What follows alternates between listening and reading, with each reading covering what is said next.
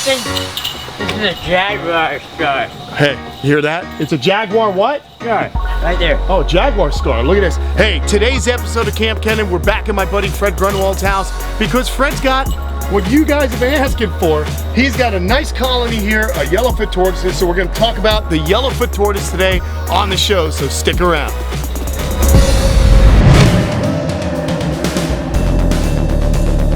Our animal mission is simple. Education in action, conservation in action. This is Kamp Kenan.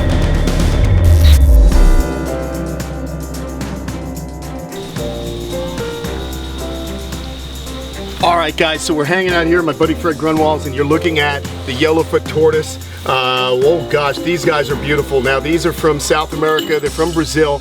They are a true forest species, and I actually had a group of these, and they did very well, and I got eggs, but I never was able to successfully incubate the egg and get, you know, offspring, which is kind of a bummer. So eventually I did part with my group because I'm trying to keep animals at my place that I know can breed and I'm doing a good job with. Now, here we are at Fred's house. You can see the enclosure. We're outside in South Florida. They are, like I said, a forest species, so they like a lot of cover, and there's a lot of nice cover here.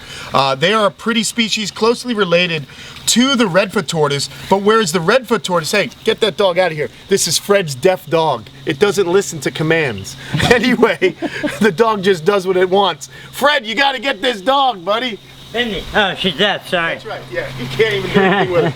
Anyway, guys, now, and we got Tom stepping on hose in the back. Oh my gosh, it's a complete catastrophe. Anyhow, we're talking about the difference between the yellowfoot tortoise and the redfoot tortoise. And whereas the redfoot tortoise will actually move in and out of forest situations, sometimes into grasslands, redfoot tortoises truly like to stay in the forests. This tortoise over here, Fred mentioned earlier, this was a wild-caught individual many years ago, and they believe this is a scar from where a jaguar grabbed it. Their shells are extremely tough. This animal, you can tell, is quite old because it has a very well-worn shell. And when you wet these animals up, they do look very beautiful.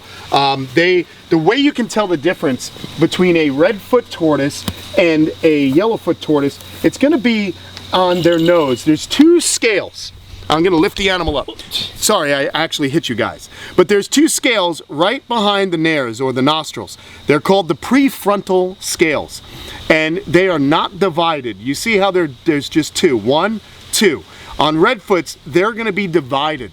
Because as we know, some redfoots actually have yellow heads, and they'll have yellow in their feet as well.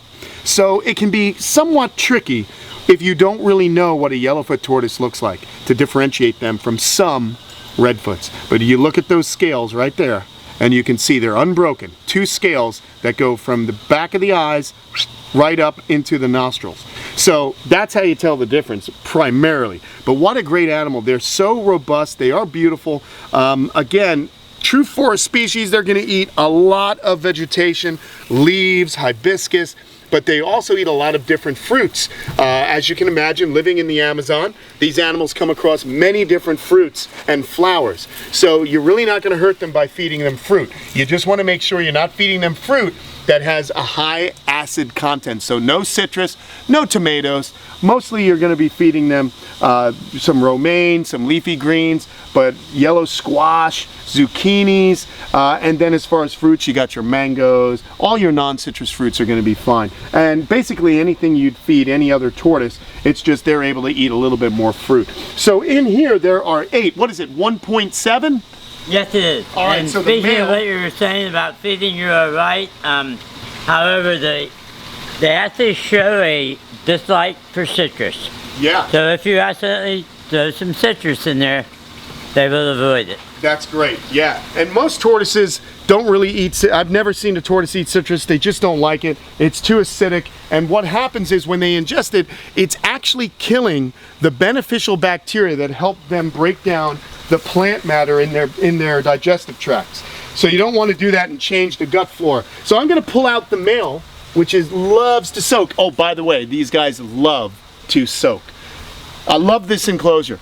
It's got all the bases covered. It's got a nice water source that Fred can flood out. It's a lined area, but they can get in here, they can soak, they can lay for hours. When it rains, they get really active. Very, very fun tortoise, because as you can imagine, where they are from will definitely experience seasonal rainfall and flooding, and they can actually make do. No worries. So let's pull this guy out. Oh, he's wedged in there good. I'm just gonna wiggle him, wiggle him, wiggle him. And there's only one male. Males, much smaller. Okay, they don't get as large as the females, and it's safe, and it's also fair to say these are, well, not fair to say, but it's also, they believe there are two types of yellowfoots. There are the yellowfoots you see right here, and then what they call the Amazon basins. And they're Amazon basins. There are some Amazon basins in here. They get much larger, like the female we just saw. So the Amazon basins, they're the same species, but it's similar to, it's a locale, and that locale tends to grow larger. There were some animals at the St. Louis Zoo, I believe.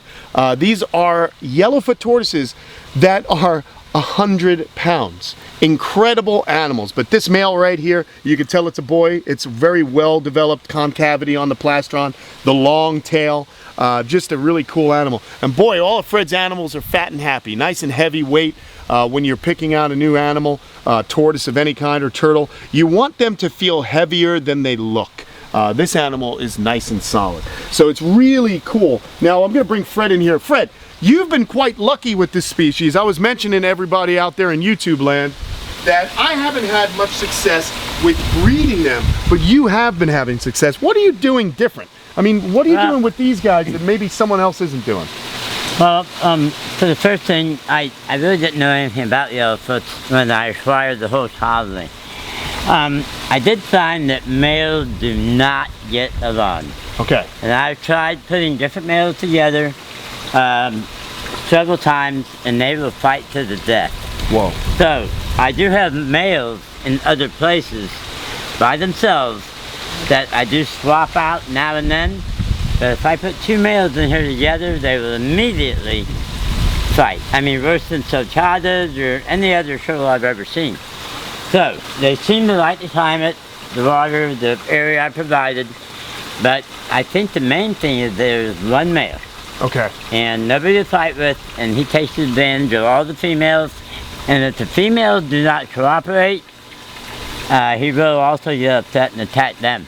Wow. So, that's crazy. So it's kind of flipped, because in most cases you need two males to kind of compete to get that testosterone going, but you're finding out, for you personally with this group, you're having success. Fertile eggs. I'd get eggs all the time, but I couldn't bring them to full incubation, to full term. I would crack them open after a long time, and there'd be like mummified babies in there. What are you doing as far as the incubation? And can we go look at the babies? Absolutely. Let's go check it out. They do seem to take a little bit longer to hatch than, say, redfoots. You know, an average more like 4 months rather than 3. Okay, so 4 months rather than 3. I do find them in the pen, you know, as well, you know, just like I do redfoots. So you're letting them incubate in the ground? Some I am, but they will lay eggs just on top of the ground for no apparent reason. That's another thing I did notice about. Can I borrow that hose? I'm going to rinse off my hands real quick. Here. Oh, thanks, buddy. All right, very good. Yeah, that's another thing I noticed. Sometimes they don't dig very deep nests. They're very shallow, and a lot of times they'll lay an egg and just pull. They'll just pull some like leaves over it. But I have seen them make community nests also, where like 4 or 5 turtles will lay in one spot. Wow, that's crazy. So this is awesome. I do try to give them a shower every day. Yep. Look at that little guy. And I keep them. When the weather warms up, I keep them outside. They have to be totally protected with a roof. Rats, birds, raccoons. Right. So many predators. These are all redfoots. Yeah, you got redfoots in here as well, right? Yeah. I'm going to pull a yellowfoot and a redfoot out. Check this out, guys. Here's something to look at. So you can see the difference by the yellowfoot, which is in my left hand, and the redfooter, and in this case it's a cherry head, in my right hand. You can really see that there is some different coloration here, that the animals do have a truly different appearance. Beautiful animals here. Again, cherry head on my right, the yellowfoot right here on my left. So amazing to be seeing yellowfoots. You don't see these often, and Fred is the only guy that I know that's been very successful in producing these. And how many do you have, Fred? You got quite a few. There's 7 in here, and there's probably... Look at these guys. A couple of dozen eggs in the incubator. Wow, look at these. And I don't know how many eggs are in the ground out here, but that's what I was doing today, is showing up the fence to make sure that any that might hatch, I would have the opportunity to find them before something else did. Well, that's so cool. So the babies are going to be eating the same things as the adults. You can chop it up a little bit better. They're going to like the high humidity. You saw Fred had some water trickling in on them. Definitely a forest species. I've said it now a few times in this episode. So you want to make sure they have a place to bask, but you don't want the basking to be too powerful. You don't want a full force like a sulcata or a leopard tortoise, an animal that lives in more desert or grassland areas. These guys here are lovers of high humidity. Love these little dudes. Supplementation is important a few times a week with calcium and multivitamin, and then just basically the similar care. Soak them, keep the high humidity up, a lot of places to hide, and you will have some success. If you guys were to purchase one of these animals, they're about between $150 and $175 to get them in the trade. That's what you'd be spending, because you just don't see a lot of yellowfoots out there. So hey, do you sell these to the public? I do. Although most of the animals we have here are rescues, I do produce a few on purpose to try to help defray the cost of everything else, but yes, we do sell. All right, very cool, man. Well, there you go. So you guys can just, if you're interested, just hit it up in the comments and Fred will kind of get back to you. But anyway, yellowfoot tortoises, awesome to see these babies. Good job, Fred. I mean, thanks, not a lot of guys doing it. And it looks like you figured it out. Just leave them be, let them do their thing. I've learned a lot since I've gotten them, and so far so good, so I hope he keeps up. All right, buddy. Well, thanks for letting me come over and traipse around your yard. All right, everyone, so that's it for this episode. Some baby yellowfoot tortoises. If you liked the video, give it a thumbs up and hit the subscribe button, because we appreciate that. We're trying to grow Kamp Kenan army of campers, and you can also go to Kamp Kenan Army and hit subscribe there as well. All right, everybody, we're off. We're going to put these little guys back, and Fred and I are going to hang on out.